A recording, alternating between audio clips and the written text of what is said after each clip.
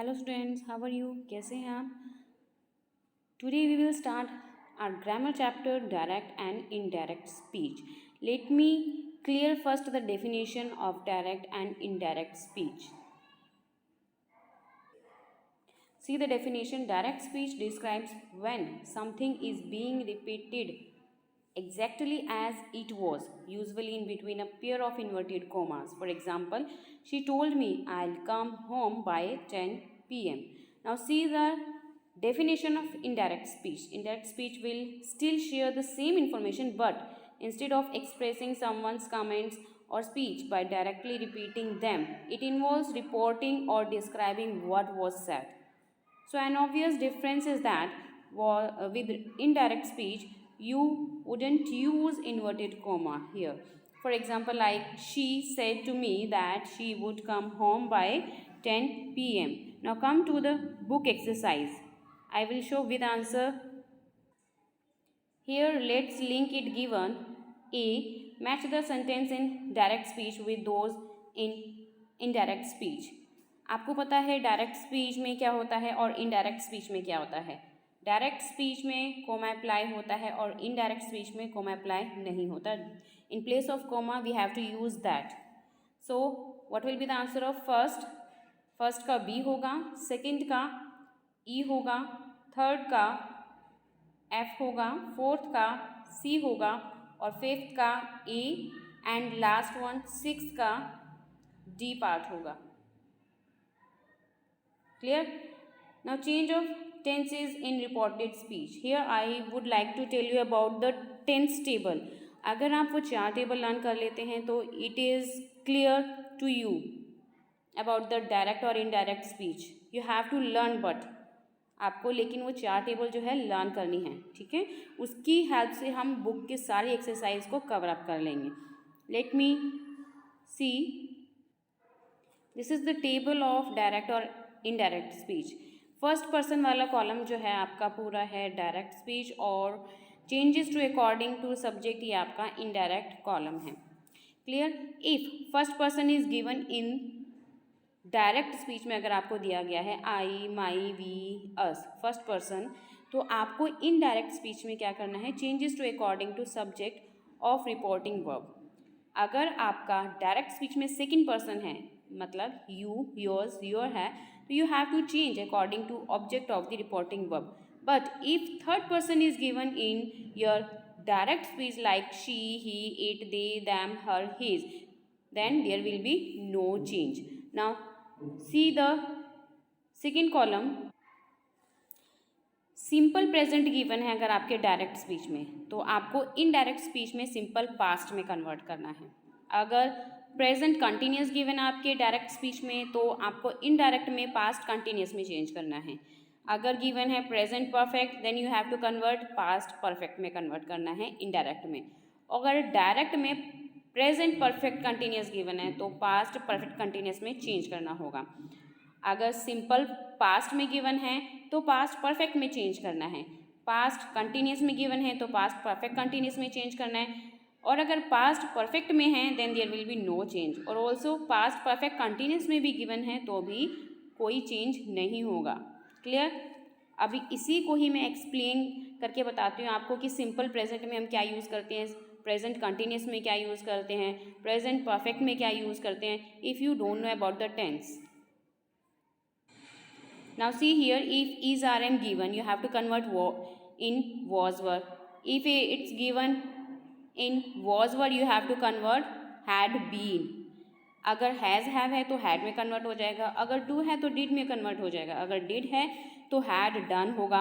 अगर will shell given है तो इसका पास्ट वुड और शुड हो जाएगा. मस्ट है तो हैड टू होगा. अगर मे और कैन गिवन है तो माइट और कुड होगा. Now the see here fourth table, last 4 table जो आपको लर्न करनी है. अगर हियर गिवन है आपका डायरेक्ट स्पीच में, तो इनडायरेक्ट स्पीच का सेंटेंस लिखते हुए आपको देयर लगाना है इन प्लेस ऑफ हियर. अगर दिस है तो दिस के प्लेस पे दैट आएगा. अगर दीज है तो दोज होगा. अगर टुडे है तो दैट डे होगा. अगर टुमारो है तो नेक्स्ट डे भी आप लिख सकते हैं या फॉलोइंग डे भी लिख सकते हैं. यस्टरडे गिवन है तो डे द डे बिफोर भी लिख सकते हैं और द प्रीवियस डे भी लिख सकते हैं. Now come to the book exercise. Now see the book page number 93. यही गिवन है टेबल आपको जो मैंने आपको शॉर्ट में एक्सप्लेन करी है. Here with examples given like if I said I am an unwell. It's simple present tense. आपको इनडायरेक्ट स्पीच में पास्ट में कन्वर्ट करना है. कैसे चेंज करेंगे? I said that I was unwell. ठीक है, मैंने आपको बताया था एम के प्लेस पे आपका वॉज आ जाएगा. ऐसे ही प्रेजेंट कंटिन्यूस टेंस देखिए, I am reading he said. तो आई एम रीडिंग के प्लेस पे आपको एम की प्लेस पे वॉज लगाना है. प्रेजेंट का पास्ट में हो जाएगा, पास्ट कंटिन्यूस में. ठीक है, he said that he was reading and there will be no comma in direct speech. Clear? Now come to the book exercise. तो चलिए फटाफट से बुक एक्सरसाइज और देखते हैं. सेम वही चीज़ एक्सप्लेन की हुई है जो मैंने आपको 4 कॉलम्स में जो है बताई है. Now come to the book exercise. Here first is given, let's crack it. Convert each of these sentences into indirect speech. Also write down the form of the sentence used in the indirect speech. Do these exercise in your notebook. So चलिए इन सभी के answers with answers I will show you. See here what you will write in place of he said I am. He said that he was planning to visit his hometown shortly. It belongs to the past continuous. Clear? Second will be the answer here. Suzanne said that she knew that what he had been looking for. It belongs to the past perfect continuous. And third, she told me that my guess about him would turn out to be correct that time. It belongs to the simple future. So all these are the correct answer. I will show you the answer after 11 means 12. Now see the answer here. 12 answer. He said that they had reached home quickly. It belongs to the past perfect. So all these are the correct answers here till 20. See the last 20 here. The woman told me, you can write him, her, us, them, to open the doors and windows. It belongs to the infinitive. Clear? Now come to the next page number 95. 95, it's given about the change of pronouns in reported speech. जैसे कि मैंने आपको reported speech में बताया था, ये वही same table है जो मैंने आपको अभी शो करी थी बोर्ड पर कि फर्स्ट पर्सन को आपको कैसे चेंज करना है. Change according to the reported speech.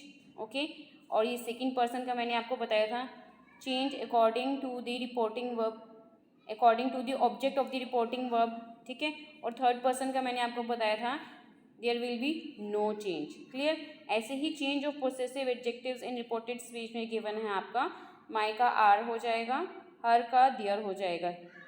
जैसे लाइक एग्जाम्पल आई की प्लेस पे तो है, तो आपको according to the subject you have to convert he she it कि who is I here. So Shyam said I am very lucky. So what will be the correct here? Indirect speech में क्या होगा? Shyam said that he was very lucky. Come to the book exercise. ये भी वही same है जो मैंने आपको एक्सप्लेन किया था टेबल में. अगर आप वो 4 टेबल लर्न करते हैं तो there will be no need to learn these all points. तो आपको ये कुछ भी लर्न करने की ज़रूरत नहीं है, सिर्फ वो 4 टेबल आप अपने माइंड में रखिए. Now come to the book exercise B part. Now see the B part here. You have to rewrite these sentences in indirect speech in your notebook.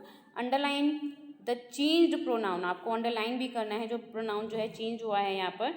Now see the first question. He said to me, do you think that everyone in the class deserves equal attention? So let's see the answer. So here is answers. He asked me if I thought that everyone in the class deserved equal attention.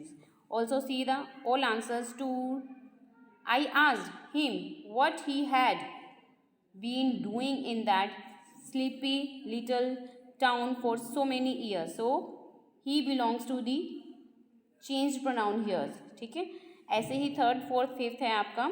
Now come to the C exercise. सी में आपको क्या करना है? सी में आपको underline the change form of the possessive adjective. First given है the manager asked Kishore, have you achieved any success in your endeavor? So see the answer. Yes, these are all answers. The manager asked Kishore if he had achieved any success in his endeavor. Also see the answer second. They told him that his poems were special to them. So here underlined also the changed form of the possessive adjective. So hope you understood all these answers very well, and also the table of direct और indirect speech के अच्छे से आपको समझ में आई गई होगी. तो कंटिन्यू करते हैं इसको नेक्स्ट वीडियो में. Hope you understood all these. So bye bye to all. Thank you for watching this.